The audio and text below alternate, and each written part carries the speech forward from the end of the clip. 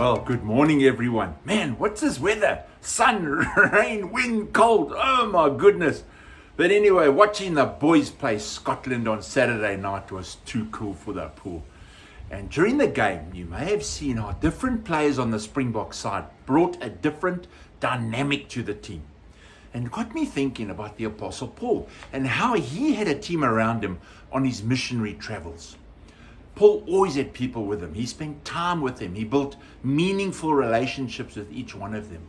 He traveled all sorts of places with them, accepted their support, and many times Paul sent them on to do some of the work he couldn't do. Paul always spoke well of them to others and was concerned with how they were doing. I was reading through the book of Colossians the other day, and right at the end of the letter, Paul sends final greetings to the Colossians.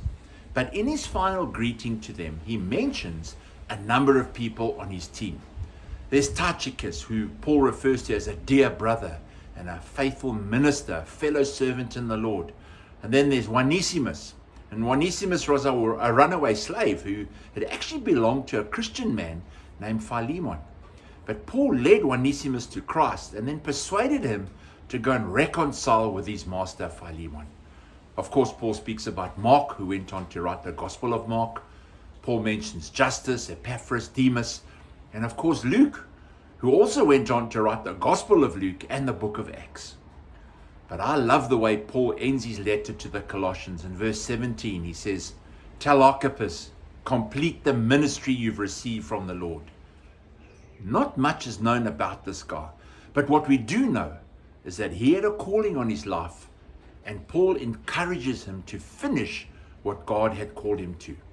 I think possibly it was something that would require a great sacrifice, and Paul was encouraging him not to shrink back. And so this morning, I'd like to do the same for each of you. When you and I come to Christ in faith, we receive numerous calls from God over time. The question is, what is that call for you right now? Allow the words of Jesus in John 15, verse 16 to stir you this morning. You did not choose me, I chose you, and appointed you so that you might go and bear fruit, fruit that will last. As a believer, Jesus has called each of us to bear fruit in different ways. And we are commissioned by Jesus to go and bear fruit. In other words, there's a stepping out in faith on our part and an empowering by the Holy Spirit on his part in what we have been called to. I want to take a few minutes and ponder on these things this morning. Amen.